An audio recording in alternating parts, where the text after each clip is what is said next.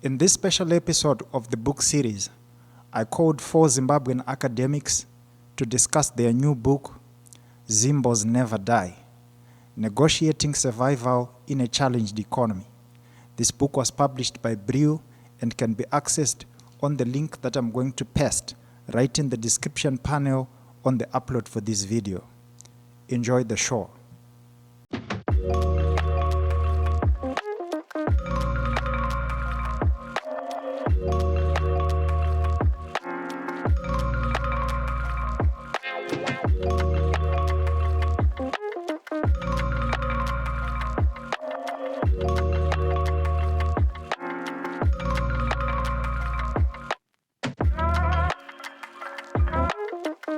Right, gentlemen, thank you so much for making the time. I'm very happy to have you.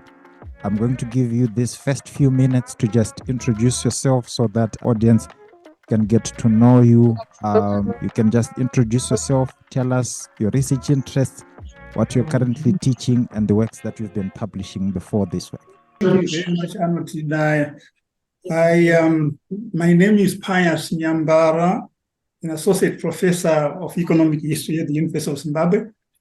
But currently, I'm researching on land grabs in historical perspective, land grabs in Zimbabwe, which go a long way back because people have the perception that land grabs started with the land reform program in 2000, but land grabs go way back in history, in Zimbabwean history. So I'm looking at those issues. And also, I'm looking at scarcity in Zimbabwe. I'm preparing a work on scarcity in Zimbabwe, that Zimbabwe experienced since 2000. Scarcity in various commodities that Zimbabwe experienced, fuel, money, etc. So we are preparing a book for that purpose. I teach undergraduate courses this semester on labor dynamics in history, and a master's course, peasant and agrarian issues in Africa. So at the moment, those are the courses I'm teaching, particularly this semester. Thank you, Chikumbu. My name is Nathaniel Chimhete. I am a senior lecturer at the University of Zimbabwe. At the moment, I am researching on land-related disputes on church land in Zimbabwe. Because in Zimbabwe, the church is a managed land owner, but little has been written on that. I'm also researching on the evolution of kitchen parties in Harare.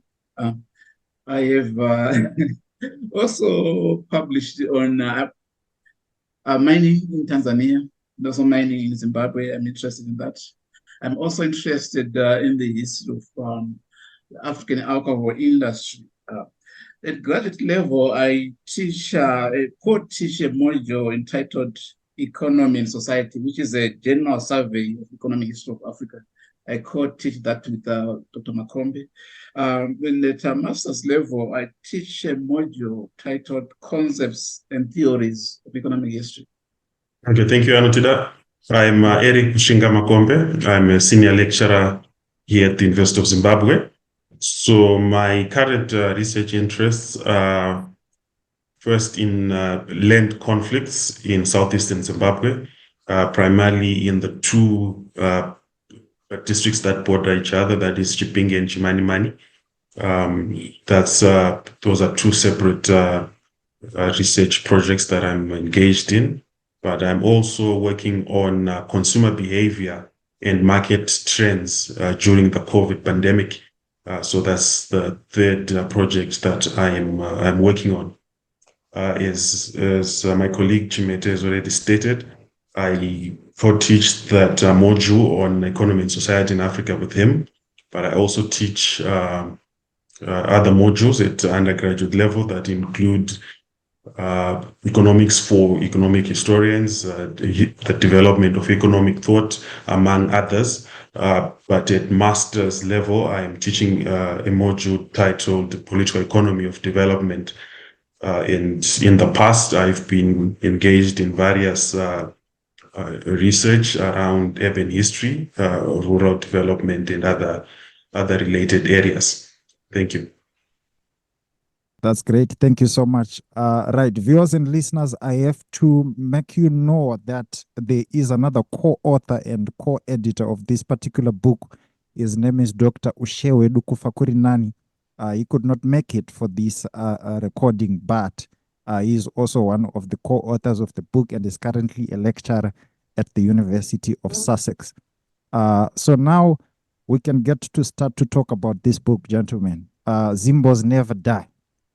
I would want us to, to talk about a lot of other questions I have, but just for starters, I would want to invite Dr. Makombe, if you can just give us a brief overview of the core ideas of the book and maybe what you consider to be the central argument.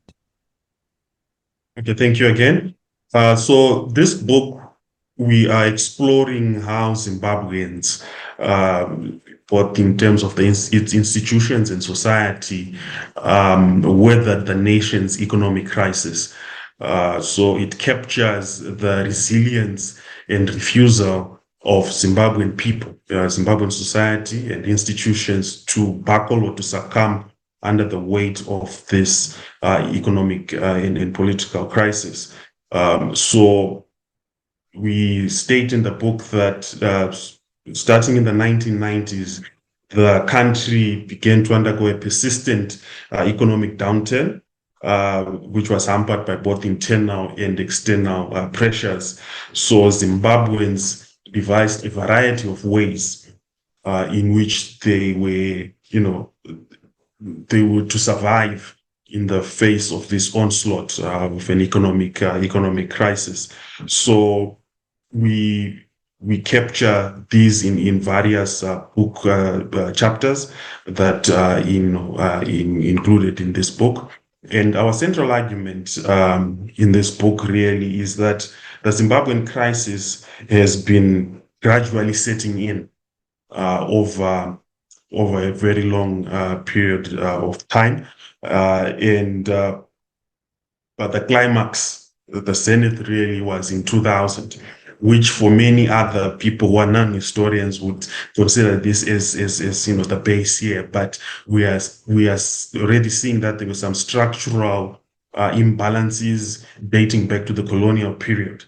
So this is our intervention in as far as demarcating the genesis of this crisis. So this is a major argument that we make, and however, we note that there are certain turning points or stages in which this crisis was heightened. So in a nutshell, this would be a central argument, but we then go on to explore the various ways in which both society and institutions were able to ride and survive this economic downturn and onslaught that affected various aspects of their livelihoods. Thank you. Wonderful. Now let me invite Dr. Nathaniel Chimhete. How would you characterize, or what would you say about the book's contribution? How does it contribute to the conventional discourse on Zimbabwe's economic history? Our book corroborates what is already the public domain about the Zimbabwean crisis, its origins, how people try to negotiate the crisis. But it also goes beyond what is already published in two major ways. So in first, we focus on formal institutions and how they adapted to the socio-economic crisis. I think before our book, the focus was mostly on how the ordinary people tried to negotiate the crisis, vendors, small-scale miners, and so on.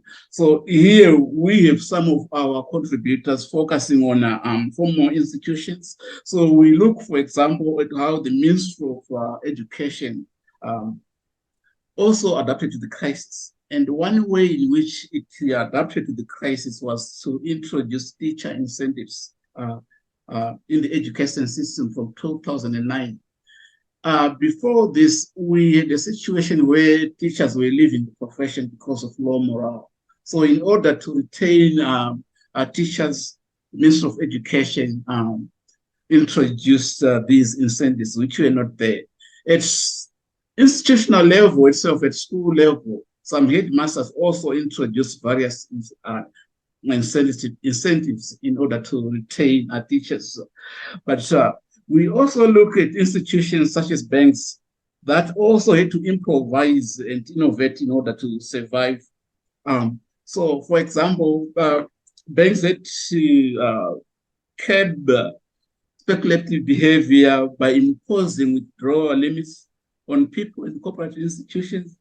They also invented new products such as mobile banking to cater for the needs of their customers, especially those that reside in rural areas. So these are some of the things that we focus on in this book. We also differ from the literature that is available in that we have a section that focuses on the border, and we take the border as a source of livelihood, both for the ordinary people and for the state. So we know that apart from the legitimate trade that was going on, that historically has been going on, people also started to survive by smuggling goods across the border, especially from and to South Africa. So we argued that the border became a source of livelihood, since they provided opportunities for people to survive and to make ends meet during times of crisis. Two of our contributors also look at maybe cotton farmers in the border areas in Kumbura area. So they focus on how, for example, before 2009, cotton farmers in the border region smuggled their cotton to Mozambique because they wanted foreign currency. But after the introduction of foreign currency, when foreign currency became widely available from 2009, we have Zimbabweans going to farm cotton in Kumbura, Mozambique, and selling their cotton in Zimbabwe. So we focus on those dynamics.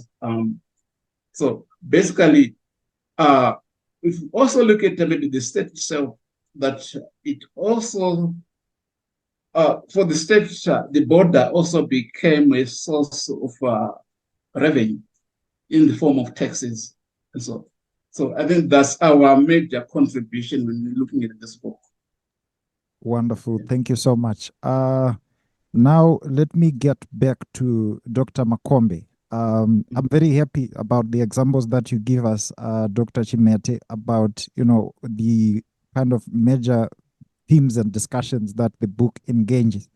Dr. Makombe, would you also shed more light on, the kind of themes that the book looks at in an attempt to try and tell the story of negotiating survival in a challenged economy? Thank you. We have three broad themes that also informed how we sectionalized the layout of our book. So in section A, we are looking at surviving on the margins, which is a common catchphrase. But here we are specifically looking at surviving in informal spaces. So we have 4 chapter contributions in this particular section, in which we have our contributors, our authors, contributing on street vending. We have a contribution on gold panning, as well as flea markets. So we have sections around these particular themes, and we argue in this or the major theme that is coming out of various sections tend to informality as a means of survival. But what differed now were the resources that they deployed in order to survive.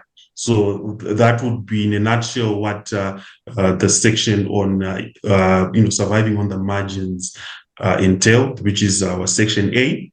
Then we move on to section B, in which we are looking at state and non-state institutions in Zimbabwe's challenged economy.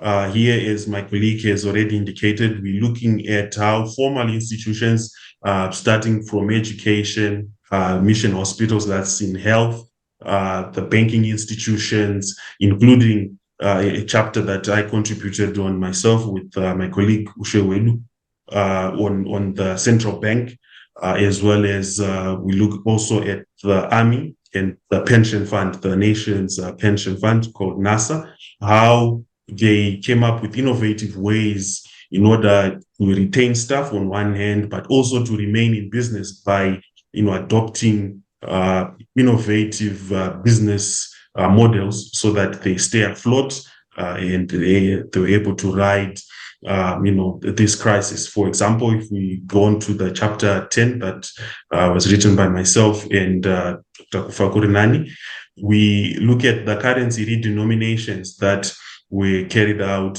mostly under the former Reserve Bank Governor Gideon Gono. So this was an attempt at one level to retain liquidity in the market, but also to not to avoid a situation where there is a crash in the system because of the amount of zeros that were constantly accumulating on the currency. So we look at those currency redenomination in that particular chapter as one of the ways in which the current, the central bank of the current of the country itself is, devising survival strategies so that the country continues to function. So that we have 6 chapters in that that is section B. Then lastly, our section C is on borders and survival. Here we are looking at discourses and dynamics around borders and borderlands. So we have 3 chapters, as I've stated, where we're looking at the role of migrants in the diaspora and how they were also playing a role in the survival strategies prevailing in back home, as well as how the border itself became a resource where it's just not a port of entry and exit, but certain items were then smuggled in and out, such that a whole economy arose around these illegal and illicit activities that were occurring at the borderlands, as well as perhaps the last chapter, which my colleague has already spoken on, around how farming practices were now deployed into in the 2 countries, in Kumbura, that is Mozambique and in Zimbabwe. So that is maybe our last theme around borders and survival. So in short, those 3 broad themes are what informed how we sectionalized and our chapters. All right. So thank you very much, Dr. Makombe, for that response.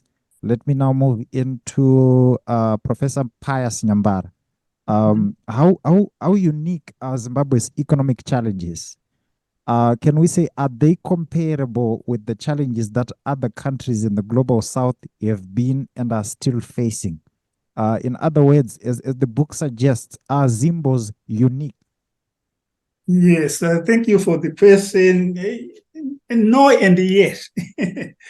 No, in that Zimbabwe is not, I mean, this situation is not unique because most countries after independence faced more or less similar crisis. So in that sense, Zimbabwe's crisis is not unique. For example, Tanzania went through hell during the mid-70s, the early 80s. Zambia similarly went through a crisis of that nature. But yes, a big yes. What is probably unique about the Zimbabwean crisis is the scale and the length of the crisis itself. Now it has come up to like 30 years. The Tanzanian crisis was like 10 to 15 years. And similarly for Zambia, it was about 10 years. but our crisis has been very long, 30 years. So that makes it a very unique. So the scale of hyperinflation, as you know, has probably been the highest in the world, next to the Weimar Republic after First World War. So Zimbabweans are unique. I think they are unique in the sense that of not resorting to violence. So we are unique in that very sense. If this had happened in other countries like South Africa, for instance, you'd imagine what would have happened in terms of violence. But the Zimbabweans did not resort to any violence. So we are very unique in that sense. There are also similarities with other nationalities, Nigerians, they're all over the world, and the Zimbabweans followed a similar pattern, going out of the country in large numbers in South Africa, in the UK, in the United States, and so forth. So in that sense, we are more or less similar with other countries that we are affected by similar crises. Oh, wonderful, wonderful. Thank you so much. I want to bring in other contributors to just chip in on this question. Would you like to say something about this question, Dr. Chimhete and Dr. Makombe? Yeah, sure. Thank you for that question. I think the differences would be in how we are more or less qualitative, which is what this book and others, of course, would seek to contribute in the specific ways in which Zimbabweans are responding, obviously as informed by their geography and other environmental factors. Mm-hmm. So, as you know, we're a landlocked country. So how we respond would, vary greatly with the country that has access to ports. Yes. You have seen images, harrowing images of people trying to cross the Mediterranean, which has not really been the case here. But at the same time, for instance, in that chapter by Diamond and Nyamunda, we see how smuggling emerges in which people are crossing across the Limpopo River to better opportunities in South Africa. So I think in the detail of it would actually get some of the similarities and differences. But as Prof is explaining, that it is that the length of the crisis, ours is been a protracted crisis, which perhaps calls for an examination of why this crisis has taken such a long period.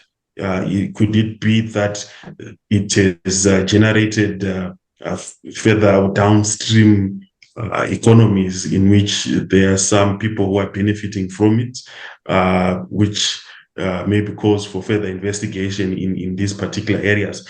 But we see that in Tanzania, for example, the CCM that was Chama Pinduzi that was in power did not benefit from the crisis, so it put all its efforts to try and resolve the economic crisis.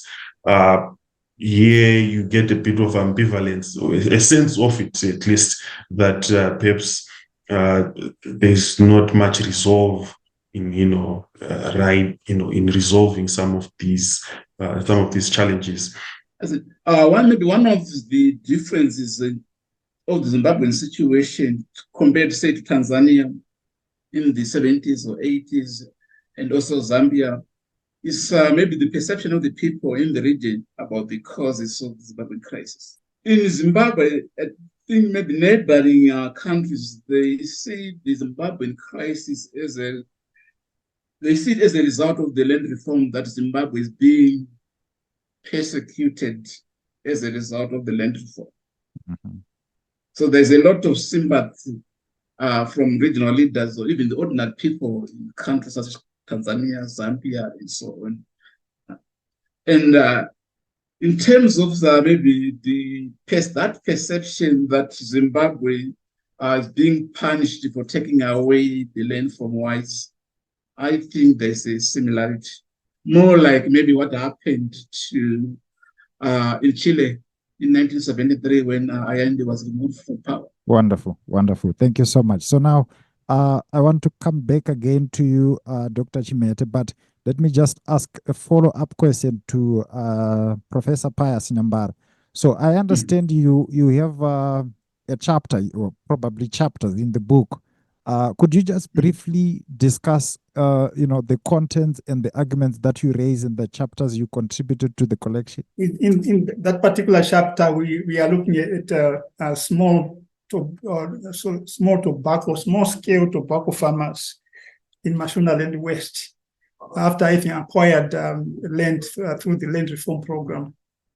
They ventured into tobacco farming, most of them. The Marundera area is a very good area for tobacco, even during the colonial period. So they went into tobacco farming, but there were so many challenges that they faced, from undercapitalization, lack of land tenure security, and also problems with the contractors, and just basically low price for their product. So a whole gamut of problems that were faced by these peasant farmers, small-scale farmers, and how do they go about these particular challenges. So we are looking at in the chapter, we are looking at what they did to survive in that environment where there are so many challenges that are facing them. So things like side marketing of their crops, instead of marketing directly to the contractors who had sponsored their activities, their seeds, labor needs, and so forth. So they avoided selling the products to these contractors and side market where the price were much higher than those offered by the contractors. So but we are also looking at the degradation, land degradation brought about by this the activities of the small-scale tobacco farmers through cutting wood for processing the tobacco. So we have an issue of sustainability of tobacco growing generally. One wonders how sustainable tobacco growing is among the small-scale farmers is going to be in the short and long run. And a number of suggestions and put forward to try and arrest this deforestation. One is to force to put policies in place to force the tobacco farmers to raise some wood plots that they could use for processing the tobacco. That is its only challenge is because they don't have that land to put aside for that particular purpose. They need all the land to put into raising food crops as well as the tobacco itself. So it's a very big challenge in the long run as to how they're going to sustain tobacco growing, and yet it generates income for them. It's one of the crops that really brings some income and helps the livelihoods of so many tobacco farmers in the area. So that's what we are looking at in that chapter, their activities, what challenges they are facing, and what are the possible solutions in the long run. Thank you. Wonderful, wonderful. So now my last question will go to Dr. Nathaniel Chimhete. What is the target audience of this book, and who can you say will greatly benefit from this knowledge? We are targeting undergraduate students and graduate students, particularly in Zimbabwe, but also those who are in neighboring countries, or even in the global, those in the global north, and also maybe the general audience, people who are interested in the history of Zimbabwe, who wonder what has happened to Zimbabwe since 1980. We are targeting those people. We think most people would benefit from this book because it is informed by research, and some people who wrote these, who contributed to this book, also experienced the crisis. So some were actually writing about their experiences as small-scale gold miners, some as vendors of airtime, yet they possessed masters at the time. So it's, in a way, people who are writing about their experience during the Zimbabwean crisis. So we thought maybe people can also benefit from that. That is wonderful. Thank you so much, Dr. Chimhete, and thank you so much to you all, Dr. Makombe, Professor Nyambara, for making the time. Viewers and listeners, those of you who would want to access this book, do not forget to click the link that is right in the description panel of this video. You can just get to access it quickly if you just click it right in the description panel. Gentlemen, thank you so much for making the time, and I hope you have a good day. Thank you. Thank you very much for having us. Wonderful.